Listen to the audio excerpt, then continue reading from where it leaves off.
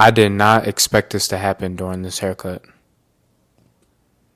What kind of cut you trying to do? Same thing as last time, just a taper on the side. Do you want to keep the sideburns or no? Keep them? Gotcha.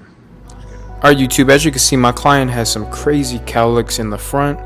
He has 2 cowlicks. The major one being on the left side of his lineup. As you guys saw in the beginning of the video, you always got to be prepared. You got to have backups set in place.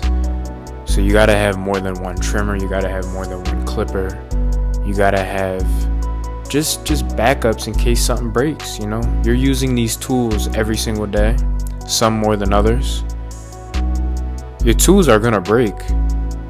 Are you prepared though? The worst thing is to not be prepared. Always be prepared. Always have 2 of everything, even 3. Always. Just always. We're going to start this taper off. Going to give him a nice clean mid-taper. We're going to mess around with the masters a little bit today. Just a little bit.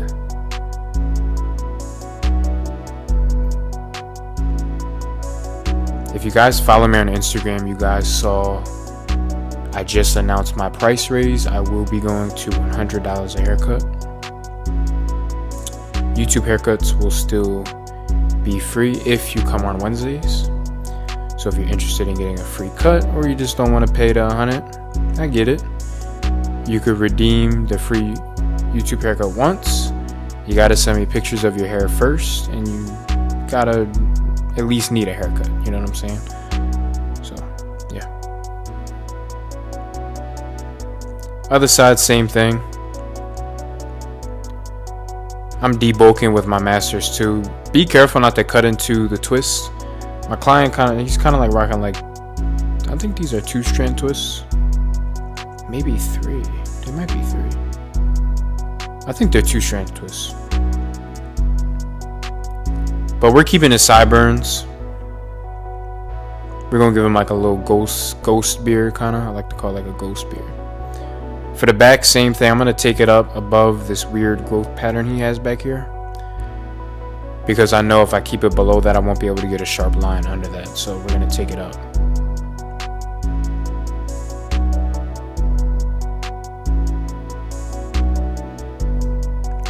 Now, if you guys, you know, cut braids and dreads and twists a lot, you guys know it's pretty difficult to get to this back area a lot. So I'm gonna show you a couple tricks that I do.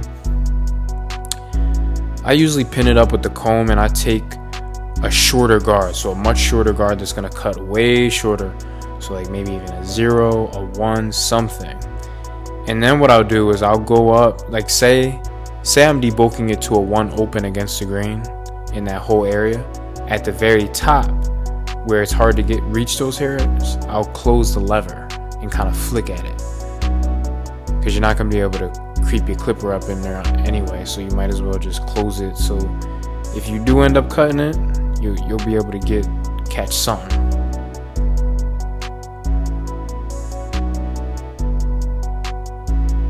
I hope that made sense, but yeah, it's pretty simple. Very simple haircut. The main thing about haircuts like these, the main reason why a lot of people come to me is the hairline. Every barber is gonna have something that really stands out to people about him. So I know barbers that are very on time, they're very fast, they're very efficient, or they're very good with straight hair or comb overs or things like that. For me, it's hairlines. That's my kind of brand. Can I do other haircuts? Yeah, for sure, of course. But why do people come to me? For their hairline.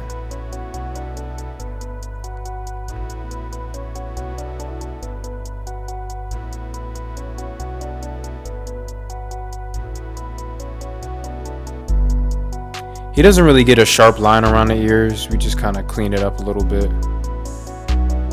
So for the front, we're gonna debulk all of this. Now, I didn't section his hair off or anything. He's been had it like this. He's been had it braided way before he started coming to me. So I'm gonna debulk it with like a 3 against the grain. I'm gonna keep it kind of dark because it's texture. You don't want to take it down too low. So I'm gonna find kind of like that sweet spot in the middle and cut all the excess off on the right side and match it up on the left side.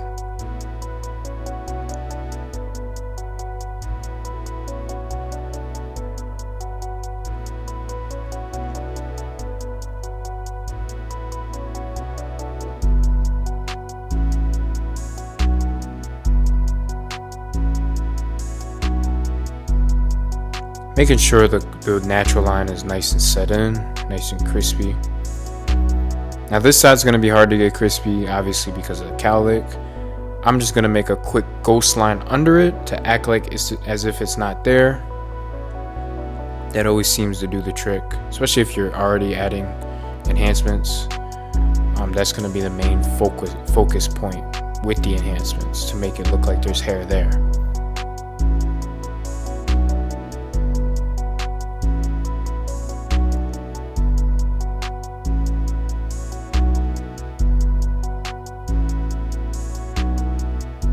So I'm gonna make sure that natural line's nice and set in there. So this is where for some reason my enhancement airbrush gun just snapped. Like the trigger just snapped while I was using it. Fortunately I had another backup one. So I just quickly swapped it out. And yeah, filled it up with the Tomb 45 color, of course. Shout out to them. Use my code. It's in the description down below.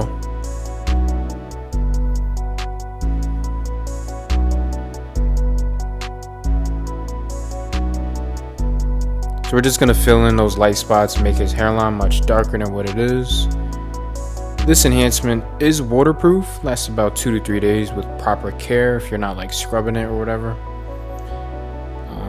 In my experience using it on myself, it just naturally kind of fades away, naturally comes off.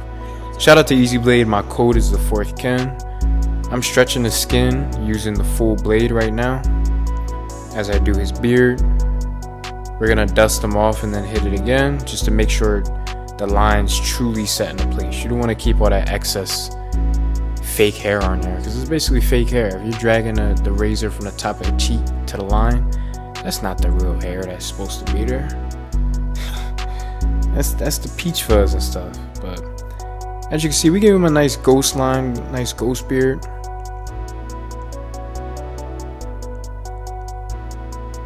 We're gonna unclip him. Put some cherry alcohol. The clients love the cherry alcohol, trust me. Get the cherry alcohol, trust me. This is how he came in. This is the before. And this is the after. Nice, symmetrical, balanced. We filled in those light spots. It's your boy 4. I'm out. Peace.